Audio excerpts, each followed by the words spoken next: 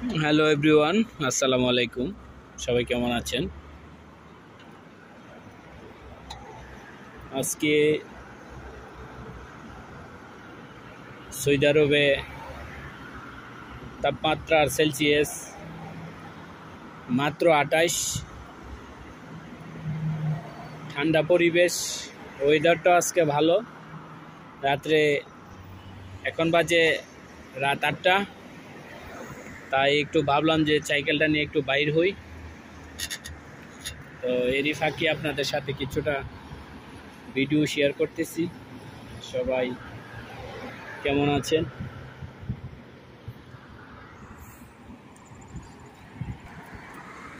আজকের ওয়েদার ঠান্ডা হওয়ার কারণে অনেক মানুষ বাইর হয়েছে হাঁটার জন্য। এই যে রাস্তা পারাপার হইতেছে, তবে এই জিনিসটা আসলে আমি প্রমোট করি না, কারণ এটা মারাত্মক রিস্ক। হাইওয়ে রোডের মধ্যে এই পাশ থেকে ওপার যাওয়াটা মারাত্মক রিস্ক, কখন দুর্ঘটনা হয়ে যায় কেউ বলতে পারে না। যদিও সামনে সিগন্যাল আছে,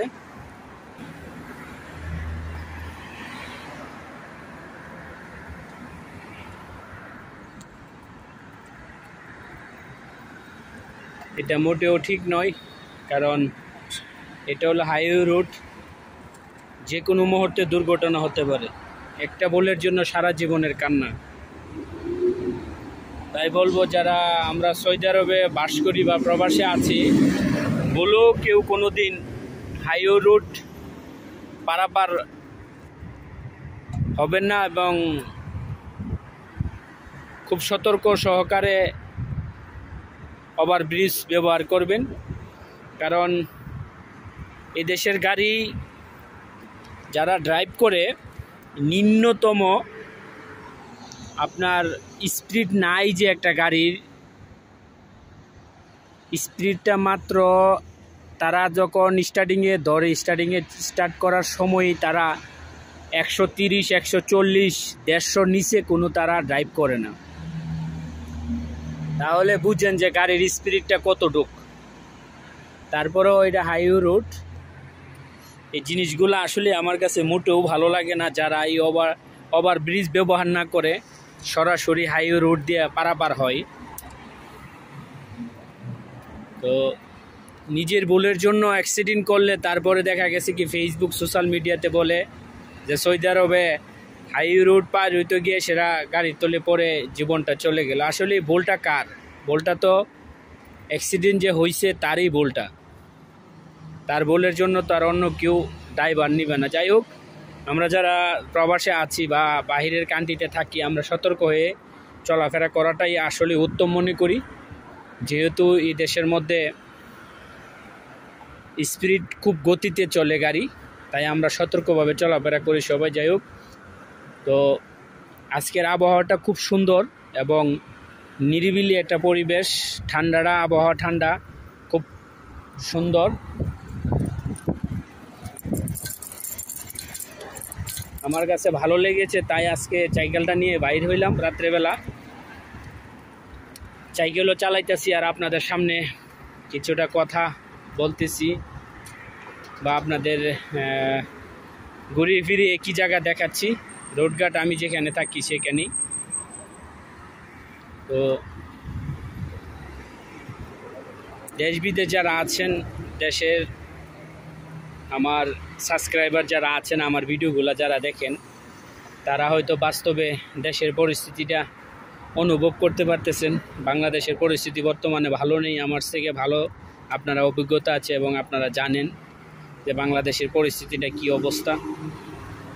তো আমি যেটা মনে করি, এটা মোটেও ঠিক নয়। কারণ একটা স্বাধীন দেশের মধ্যে সবারই কথা বলার অধিকার আছে। আমি আপনি সবাই স্বাধীন বলতে কি? স্বাধীন বলতে আমরা যেটা বুঝি যে সবাই সমান অধিকার এবং যে যার মত প্রকাশ করতে পারবো, এটা কোনো বাধা নেই। এটা কোনো রাজতন্ত্র দেশ নয়, এটা হলো স্বাধীন দেশ। স্বাধীন দেশের মধ্যে সবারই কথা বলার অধিকার আছে এবং যে যার মত প্রকাশ করতে পারবে। এটার মধ্যে কেউ হস্তক্ষেপ করতে পারবে না তাই আমরা আসলে বর্তমানে বাংলাদেশের প্রেক্ষাপট পরিস্থিতি নিয়ে সেরে যেই প্রতিবাদ করে না কেন তার বিরুদ্ধে অ্যাকশন নেওয়া হয়, এটা আসলেই মোটে শোভনীয় নয়। আমি আমার ক্ষুদ্র জ্ঞানে আমি মনে করেছি এটা ভালো নয়, কারণ সবার অধিকার আছে সত্যটাকে সত্য বলা, নেইকে নেই বলা, অন্যায়কে অন্যায় বলা। আর সেই নেই অন্যায়ের মাঝখানে যদি বাধা হয়ে যায় কেউ বা বাধা দেয়, এটা মানুষের কাতারে পড়ে না, এটা অন্য কাতারে চলে যায়। তাই আমি সর্বোপরি দোয়া করব মহান আল্লাহ পাকের কাছে 30 লক্ষ শহীদের বিনিময়ে আমাদের এই স্বাধীন বাংলার স্বাধীনতাটা যাতে সবাই ফিরে পায়। আমি মহান আল্লাহ পাকের কাছে সৌদি আরব থেকে দোয়া করি, কারণ বর্তমান পরিস্থিতিতে আমরা বিদেশ থেকে যতটুকু অনুভব করতেছি, দেশে থেকে যারা দেশ সরাসরি দেখতে পারতেছেন তারা কতটা কষ্টে আছে এটা আল্লাহ পাক ছাড়া কেউ জানে না। তো আমি বলবো মহান আল্লাহ পাক যাতে আমার দেশের মানুষকে স্বাধীনভাবে বাঁচার শক্তি দেয় এবং নিজের অধিকার আদায়ের জন্য যাতে সব কিছু সুন্দর সোজা করে দেয়, সেই কামনা আল্লাহ পাকের কাছে করি। কারণ আমরা আজকে যে পরিস্থিতি দেখতেছি, বাংলাদেশের নিরীহ ছাত্রছাত্রীদের উপরে জোর জুলুম চলতেছে, হামলা মামলা চলতেছে এবং প্রকাশ্যে গুলি করতেছে। আমার একটা জিনিস মাথায় আসে না, আমাদের দেশের প্রশাসন, র্যাব বলেন, বিজিবি বলেন, আর্মি বলেন, পুলিশ বলেন, ডিবি বলেন বা অন্য যে বাহিনীগুলো আছে, তো তাদের কাছে আমি ক্ষুদ্র মানুষ হিসাবে একটা প্রশ্ন করি, আজকে যে কোটা বিরোধী আন্দোলন নিয়ে যে ছাত্রছাত্রীরা, কোমলমতি ছাত্রছাত্রীরা রাজপথে নেমেছে, আপনারা তো সুশিক্ষিত মানুষ এবং গ্র্যাজুয়েট পার্সেন্ট লোক, আপনারা সরকারি চাকরি করেন, সরকারি আমলা। আপনাদের কাছে প্রশ্ন, আপনারা নিজের বিবেককে প্রশ্ন করেন যে আজকে যে কোমলমতি ছাত্রছাত্রীরা রাজপথে নেমেছে, এই রাজপথে আন্দোলনটা কি শুধু তাদের স্বার্থের জন্য আন্দোলন করতেছে,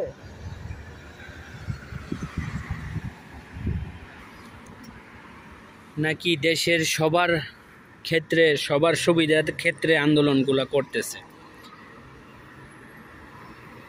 আজকে আপনারা যে নিরীহ ছাত্রছাত্রীদের উপরে নির্মমভাবে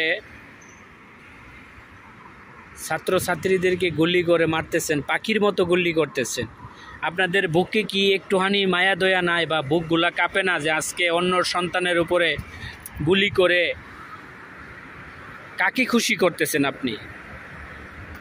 আপনি কি মনে করেন আজকে আপনি অন্যকে খুশি করে, অন্যের বুক খালি করে, আর সেই চাকরির টাকা দিয়ে সেরে আপনি আপনার ফ্যামিলির বাচ্চা কাচ্চাকে লালন পালন এবং ভরণ পোষণ করতেছেন, এটা কি বৈধ হবে? আমার মনে হয় না, আমার ক্ষুদ্র জ্ঞানে মনে হয় না এটা বৈধ হবে, অবৈধ। আপনার বিবেকের কাছে প্রশ্ন করেন, আপনি আজকে অন্য কারো মায়ের বুক খালি করতেছেন, কোনো কারো বোনের স্বামী হারা করতেছেন, এগুলা কি আপনাদের বিবেকে বাজে না? আপনাদের ঘরে কি ছেলে সন্তান নেই?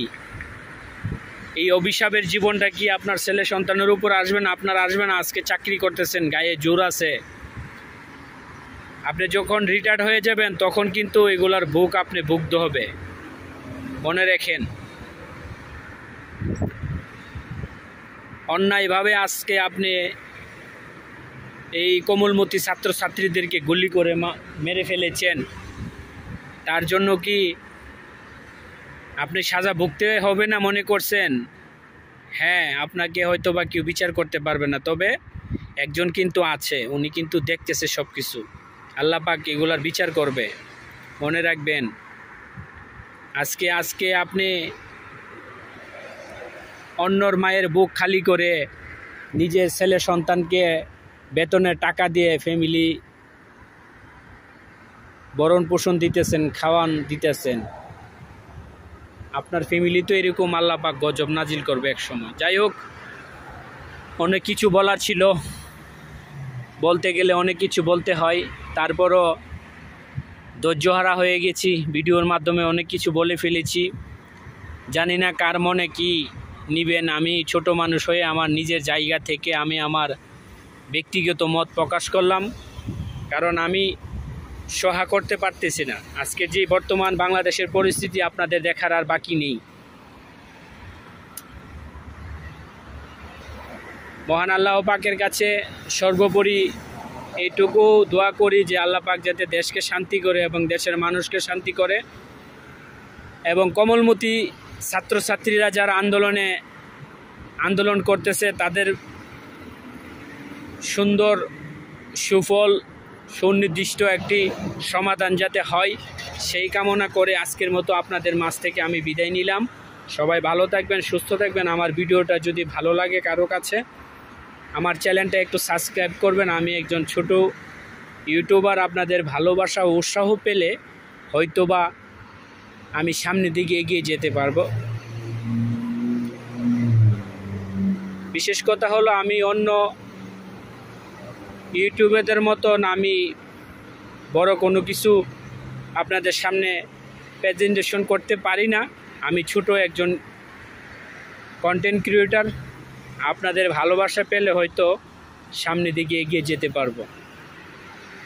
তো দীর্ঘ ভিডিওটা অনেকক্ষণ লম্বা হয়ে গেছে। সবাই সুস্থ থাকবেন, ভালো থাকবেন, সবার প্রতি দোয়া ও শুভকামনা রইল। আমার জন্য সবাই দোয়া করবেন, আমিও আপনাদের জন্য দূর প্রবাস থেকে দোয়া করব। মহান আল্লাহ পাক যাতে সবাইকে ভালো রাখে, সুস্থ রাখে।